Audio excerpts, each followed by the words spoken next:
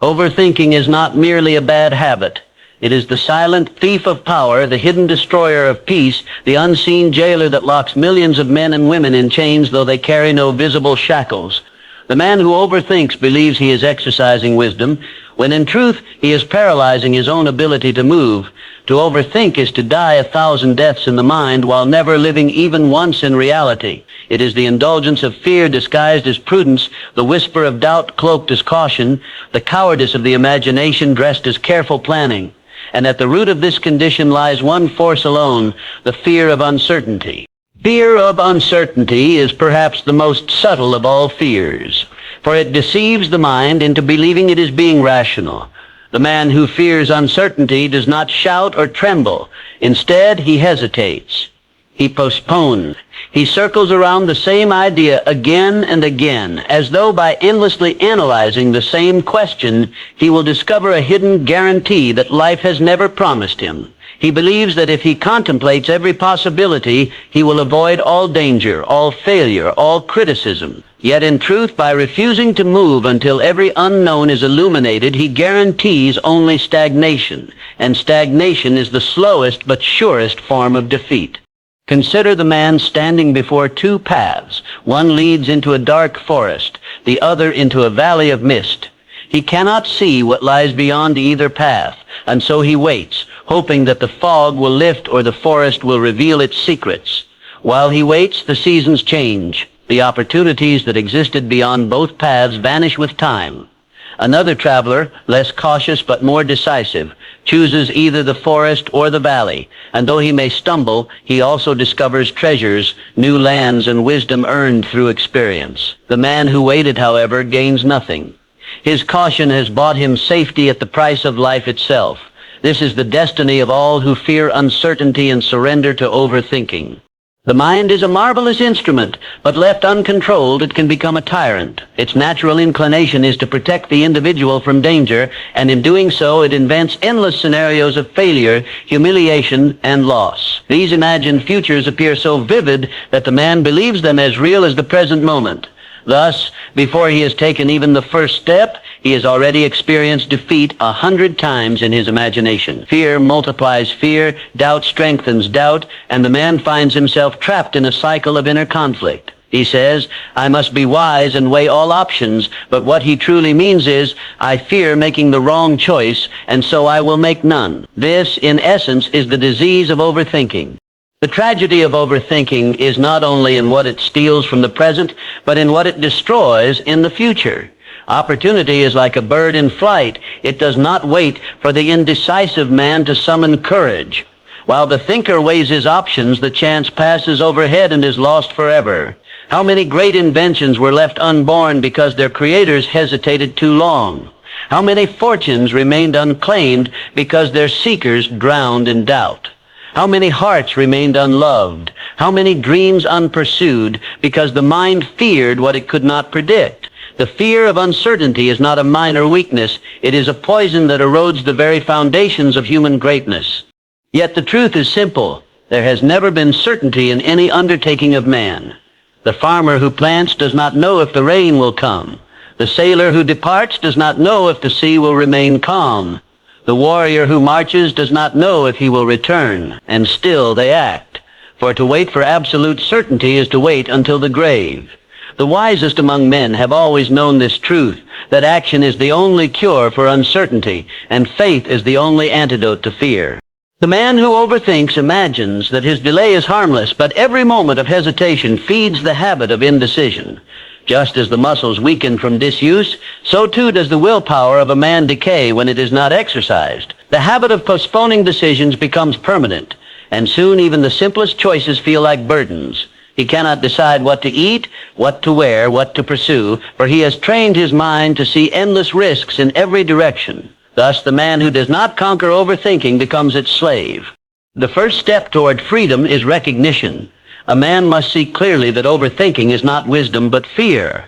He must confront the truth that no amount of analysis can erase uncertainty. Life is a game of probabilities, not guarantees, and he who demands guarantees before he acts will forever remain on the sidelines.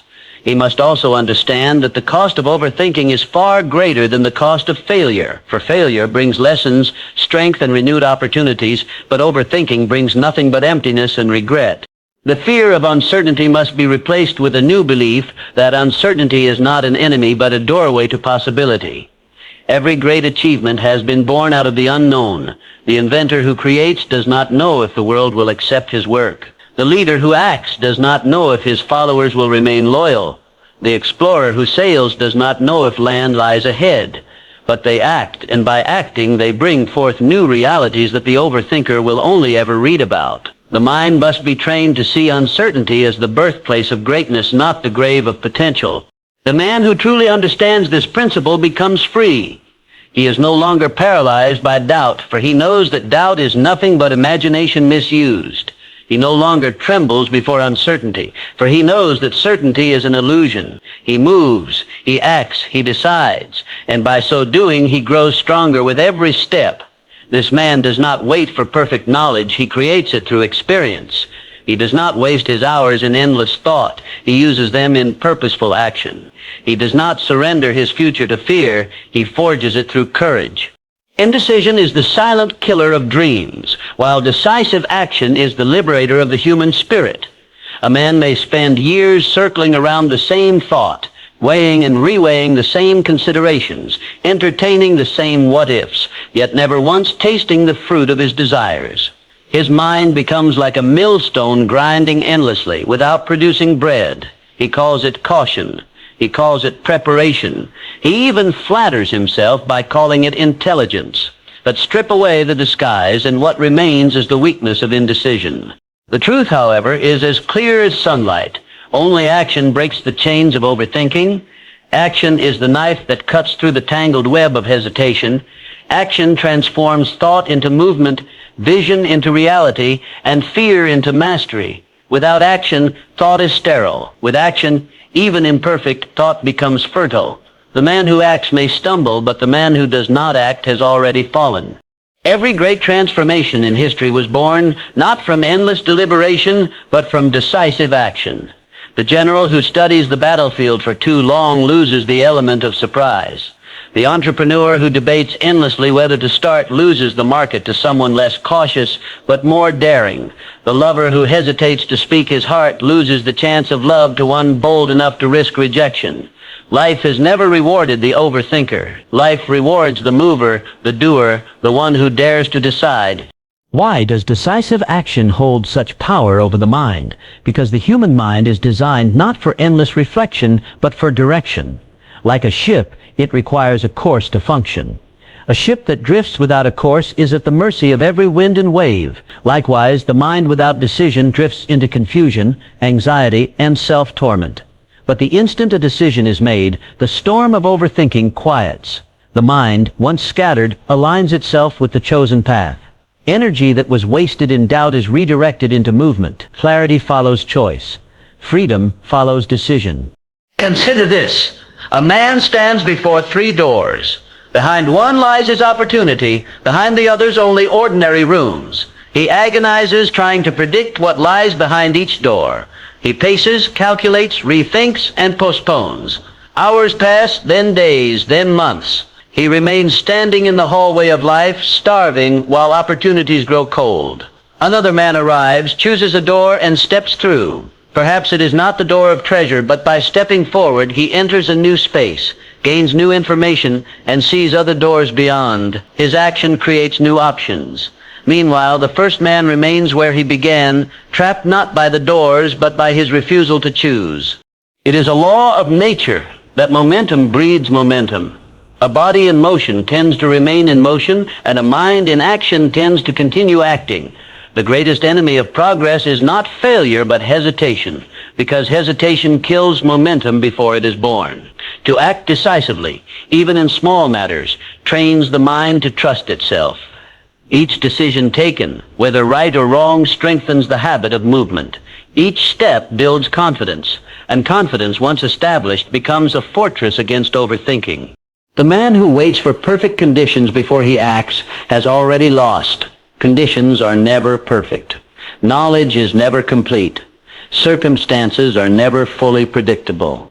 He who demands perfection before movement will remain forever stationary, while the man who dares to move imperfectly will learn, adapt, and ultimately succeed. The seed does not wait for the perfect season. It thrusts itself into the soil and grows amidst uncertainty. So too must the individual thrust himself into life, for action itself creates the conditions of success. There is also a deeper truth. Decisive action silences fear. Fear feeds upon hesitation. Fear thrives in the vacuum between thought and action. The longer a man hesitates, the more terrifying his imagined dangers become. But when he acts, he robs fear of its power. Consider the man about to dive into cold water. The more he hesitates on the edge, the colder and more dreadful the water becomes in his imagination. But the instant he leaps, the fear vanishes, replaced by the invigorating shock of reality. Reality is never as terrifying as imagination, and action is the bridge that delivers us from one to the other. Great men of power have always understood this principle. When faced with a decision, they act swiftly, not recklessly, but decisively. They understand that the habit of quick decision is the mark of leadership. The leader who delays loses the faith of his followers. The worker who hesitates loses the respect of his peers. The dreamer who postpones loses the substance of his dreams. Decisive action is not only a personal virtue, it is the currency with which influence and opportunity are purchased. The man who acts decisively gains a double advantage. First, he discovers whether his decision was fruitful or not, and thus he moves closer to wisdom. Second, even if the choice was wrong, the very act of deciding builds his capacity to choose again with greater confidence. Contrast this with the man who overthinks. He gains neither outcome nor lesson. His mind is filled with theories, but his hands hold nothing. He is rich in excuses, but poor in results. It must be understood that decisive action is not recklessness. Recklessness is action without thought. Decisive action is thought crystallized into commitment. It is not the abandonment of reason, but the completion of reason. To think is necessary. To decide is essential. To act is destiny. Thought without action is stillborn, but thought followed by decision is the force that moves mountains. Even the smallest decision carries power. To rise from bed instead of lingering in sloth is a decision. To speak a word of courage instead of silence is a decision. To step forward when fear demands retreat is a decision. Each small act of decisiveness is a blow struck against the habit of overthinking. Over time, these small victories accumulate into an unshakable character. The man who trains himself to act in small matters will one day find himself capable of decisive action in the great matters of life. The man who desires freedom from overthinking must therefore cultivate the habit of decision. He must learn to say within himself, "I have thought enough. I now decide." He must recognize the moment when thought ceases to be useful and begins to be destructive. Beyond that point, every additional thought is fuel for doubt, not wisdom. He must seize that moment, make his choice, and act with conviction. The decision itself matters less than the act of deciding, for action breeds clarity, and clarity breeds further action. Once the habit of decisive action is built, the man discovers a profound secret. Life itself becomes simpler. Where once his mind was filled with endless possibilities, he now follows a clear path. Where once he was weighed down by anxiety, he now feels light with direction. Where once he was haunted by what-ifs, he is now strengthened by "I did." Overthinking dies when decisiveness is born, for the mind that acts has no room for endless doubt. The greatest battlefield of man is not in the world of nations, nor in the clash of armies, but within the quiet chamber of his own mind. The man who overthinks is not defeated by his enemies, but by his thoughts. He becomes a prisoner of his past and a victim of his imagined future, while the present, the only place where power truly resides, slips away unnoticed. The mind that dwells in the past fills itself with regret, shame, or nostalgia. The mind that leaps into the future drowns itself in anxiety, fear, and endless what-ifs. But the mind anchored in the present is a fortress. It is calm, it is strong, and it is free. To understand the necessity of training the mind to focus on the present, one must first recognize a simple truth. Life exists only in the now. Yesterday has vanished and tomorrow does not yet exist. All that a man truly possesses is the moment in which he breathes, decides, and acts. To squander the present in endless thought about the past or the future is to live nowhere. It is to deny oneself the only wealth life ever grants, time. The overthinker commits this error daily. He rehearses past mistakes as though by replaying them he could alter their outcome. He projects himself into the future, imagining failure upon failure, rehearsing disasters that will never come. In both directions he is powerless. The past is unchangeable. The future is unknowable. Yet he abandons the only realm where his power is absolute, the present. Thus his energy is scattered, his spirit is divided, and his will remains dormant. The man who masters the present moment, however, commands his destiny, for he understands that thought, to be useful, must be married to action, and action can only take place now. He recognizes that no decision can be executed yesterday, and no step can be taken tomorrow. He knows that opportunity is not a ghost wandering in the past, nor a promise hidden in the future. It is a door standing open before him in this very instant. By entering it, he discovers his strength. By delaying, he forfeits it.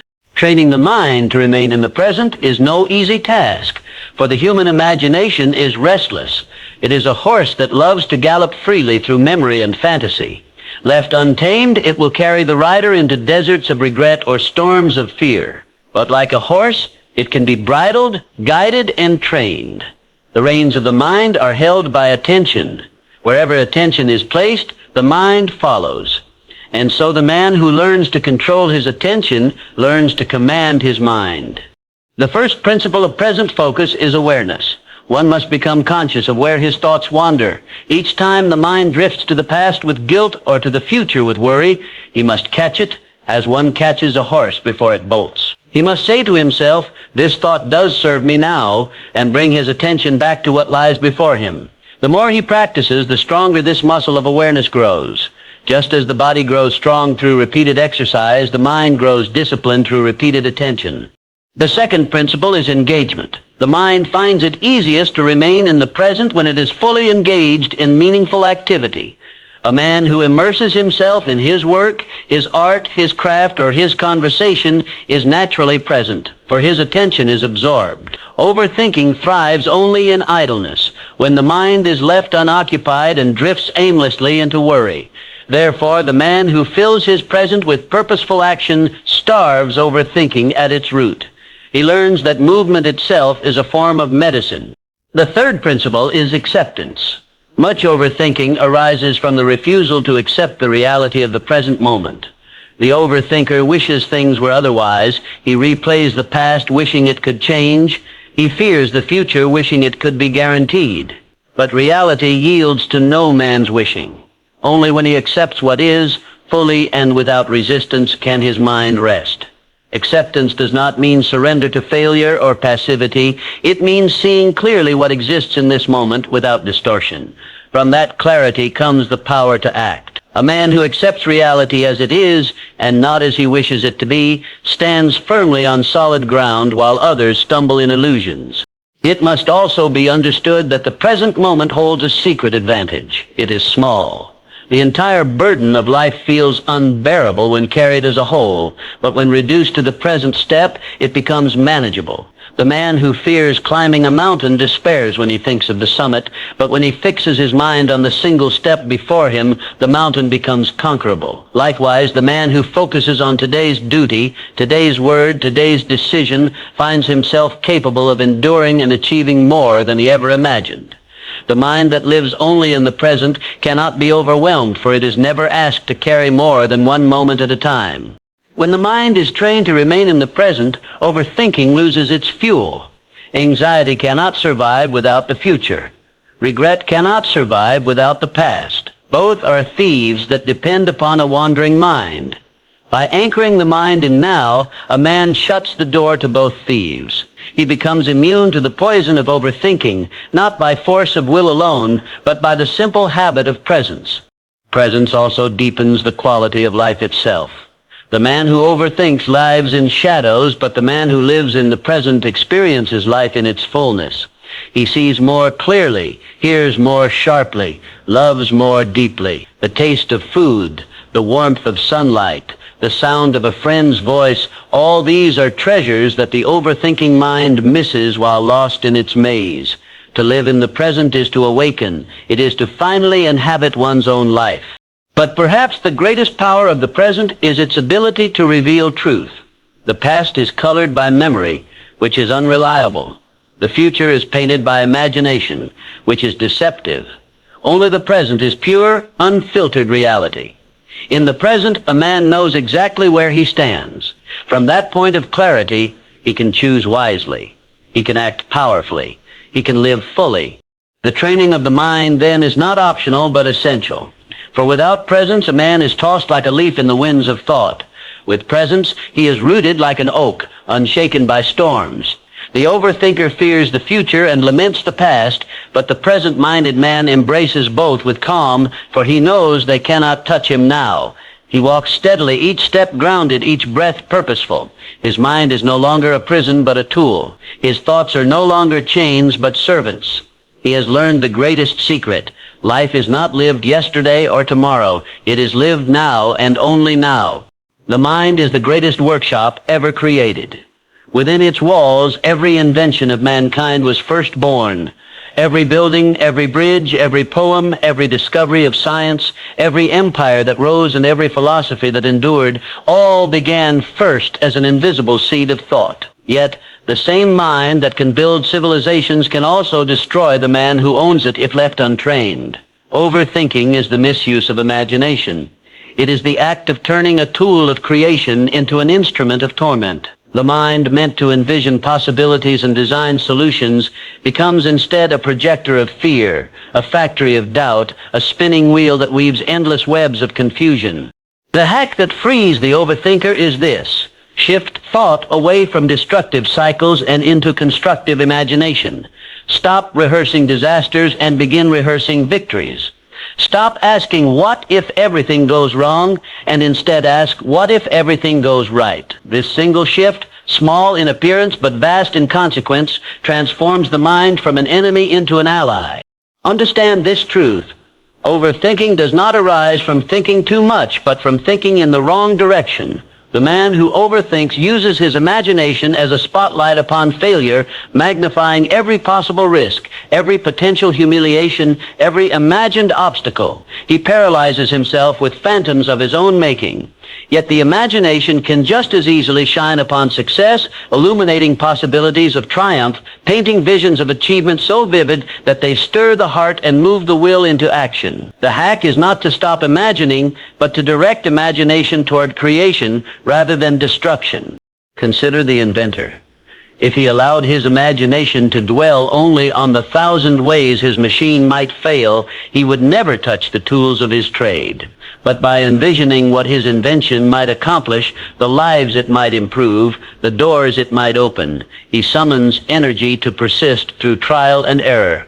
The same principle applies to the man trapped in overthinking. His mind is already active, already fertile. The soil is rich. He need only plant new seeds. Instead of letting weeds of doubt grow wild, he must cultivate images of success, strength, and growth. This practice is not mere fantasy. Constructive imagination has always been the forerunner of achievement. The athlete visualizes victory before entering the arena. The leader imagines the triumph of his people before he rallies them to action. The writer sees the story unfold in his mind before ink touches paper. In every field, men and women of power have used imagination not to predict failure, but to command success. This is not idle dreaming, but disciplined creation. The overthinker, however, resists this shift because he is addicted to certainty. He believes that by imagining every disaster, he can protect himself from harm. But his strategy fails, for no man has ever avoided life's sorrows by worrying about them in advance. He who rehearses defeat only weakens his spirit before the battle has begun. By contrast, the man who rehearses victory strengthens his courage, sharpens his resolve, and prepares his body and mind to meet reality with power. In both cases, the future remains uncertain, but one enters it crippled, the other enters it fortified. To practice this hack, one must first become aware of destructive imagination in motion. When the mind begins to spin in fear, one must pause and say, "I have the power to choose another vision. Then, deliberately, he must shift the direction of thought. If the mind says, "I will fail," he must replace it with, "I will succeed." If the mind imagines ridicule, he must imagine applause. If the mind foresees collapse, he must picture victory. This is not denial of reality, but redirection of possibility. Both failure and success are possible, but only one deserves rehearsal. The greatest men in history understood the necessity of mental rehearsal. The warrior, before entering battle, would envision himself striking down his enemy. The statesman, before speaking, would imagine his words moving the hearts of men. The builder, before laying stone, would see in his mind the completed cathedral. They did not call it a hack, but they practiced it faithfully. Today, we may name it simply constructive imagination. The beauty of this hack lies in its simplicity. No special tools are required. No years of study are needed.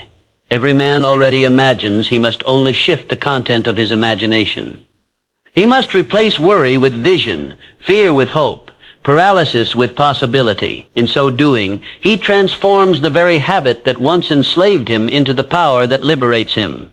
The energy once wasted on endless dread becomes fuel for purposeful creativity. The chains of overthinking turn into wings of inspiration. Moreover, constructive imagination reshapes not only the mind, but also the body. Modern science has revealed what the wise have long intuited.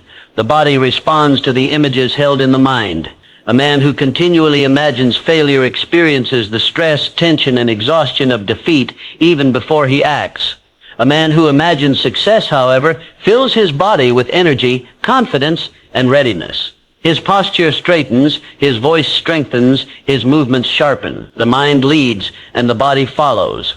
Thus, by practicing constructive imagination, a man not only frees his mind, but also equips his entire being for achievement. It is also worth noting that constructive imagination attracts opportunity. The man who envisions success begins to act in alignment with his vision. He speaks with conviction. He moves with confidence. Others sense this energy and are drawn to him. Opportunities that would remain hidden from the doubtful mind reveal themselves to the man of vision. This is no mystery. It is the natural law of cause and effect. Belief shapes behavior, and behavior shapes destiny. The hack, then, is not merely about calming the restless mind. It is about redirecting the full power of imagination toward building the life one desires. To stop overthinking, one must stop rehearsing defeat. To live freely, one must begin rehearsing success. The man who embraces this truth finds that the same mental energy that once imprisoned him now empowers him. He learns that the key was never to silence thought, but to discipline it. He learns that imagination is not a curse, but a crown, if worn rightly. And once this shift is made, the cycle of overthinking is broken. No longer does the mind circle endlessly around problems with no solution. Instead, it circles around visions of solutions, and from those visions springs action. Overthinking ends not by suppressing the mind, but by guiding it. The man who directs his thoughts into constructive imagination walks with lightness, for he is no longer dragged down by the weight of fear. He becomes a creator, a builder, a master of his own destiny. The mind is like a garden.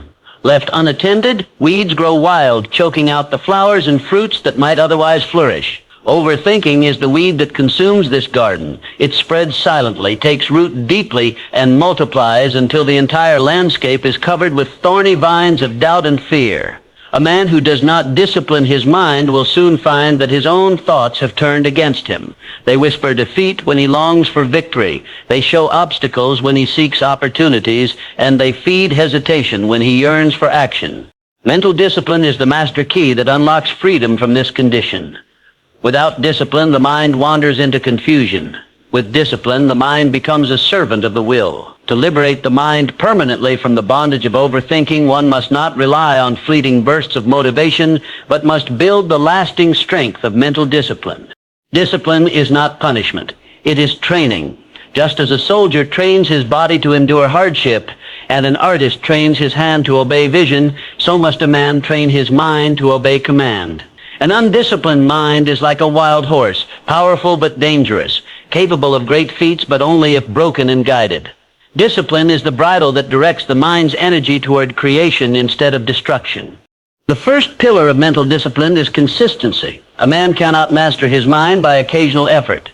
Just as physical strength is not built in a single day at the gym, mental strength is not built in a single act of will. The mind must be trained daily, deliberately, and repeatedly. Each time the man catches his mind drifting into useless worry and pulls it back into focus, he strengthens his control. Each time he chooses action over hesitation, he sharpens his decisiveness. Over time, these small acts accumulate into a fortress of discipline that cannot be shaken by fear or doubt. The second pillar is clarity of purpose.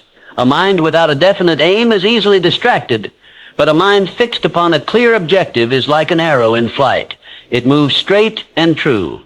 The overthinker is often a man without focus. He juggles 1,000 ideas, entertains countless possibilities, and therefore finds himself overwhelmed. But when a man selects a single goal and disciplines his mind to pursue it with unwavering attention, overthinking loses its grip. The mind, once scattered, becomes concentrated, and concentrated thought is the most powerful force in existence. The third pillar is control of emotion. Much overthinking arises not from logic, but from unbridled emotion. Fear of failure, fear of rejection, fear of judgment. The disciplined man does not allow emotion to rule him. He feels fear, but he does not surrender to it. He experiences doubt, but he does not bow to it. Instead, he acknowledges these emotions and channels them into fuel for determination. Mental discipline is not the absence of feeling, but the mastery of it. The man who commands his emotions commands his thoughts, and the man who commands his thoughts commands his destiny. The fourth pillar is the practice of stillness. A restless mind cannot be disciplined by endless activity alone. It must also learn the art of calm. Just as a warrior sharpens his sword in silence, so must a man sharpen his mind in stillness. Moments of quiet reflection, meditation, or deep breathing allow the mind to reset, to clear away the clutter of overthinking, and to regain strength. The man who cultivates inner stillness learns to observe his thoughts without being enslaved by them. He becomes the master watching the servant, not the servant obeying the master. The fifth pillar is accountability. A man disciplines himself best when he holds himself accountable to a higher standard, whether that standard is a personal code, a mentor, or even the vision of the man he desires to become. Discipline grows strongest when it is tied to responsibility. The father who disciplines his mind does so not only for himself, but for the children who depend upon him.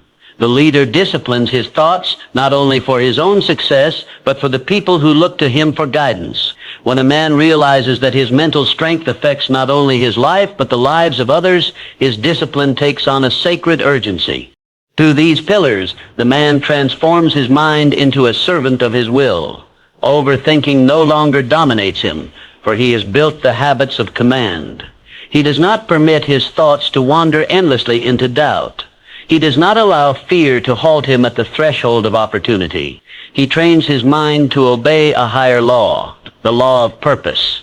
Each day of discipline builds upon the last until the habit of control becomes second nature. The beauty of mental discipline is that it compounds over time. The man who first struggles to control his thoughts finds that after weeks and months of practice, his mind obeys him more readily. Where once he had to fight to silence doubt, he now dismisses it with ease. Where once he agonized over every decision, he now decides swiftly and confidently. The energy once wasted in inner conflict is now available for creation, growth, and achievement. His mind, once a tormentor, is now an ally. It must also be understood that discipline is not a restriction of freedom, but its very foundation. The undisciplined man believes he is free because he allows his mind to wander wherever it pleases, yet he is a slave, for his thoughts control him. The disciplined man appears constrained, for he trains his mind with rules and practices, yet he is the freest of all, for he commands his thoughts instead of being commanded by them. True freedom is not the absence of boundaries, but the power of self-mastery. The man who builds mental discipline liberates himself permanently, for discipline is not dependent upon circumstance. Fortune may rise or fall, opportunity may come or go, but discipline remains. It is the inner fortress that no enemy can breach, the inner weapon that no hardship can dull. With discipline, he can face uncertainty without overthinking, failure without despair, and success without arrogance. He becomes steady, unshaken, immovable. He is no longer a victim of his mind, but the sovereign of it. Thus, the path to permanent freedom from overthinking is not found in tricks or shortcuts, but in the steady cultivation of discipline. It is built day by day, choice by choice, habit by habit. The man who commits to this path will one day look back and realize that the prison doors of overthinking were never locked. They were held shut only by his own lack of discipline. With discipline, he pushes them open and walks out into the vast field of life free, focused, and fearless.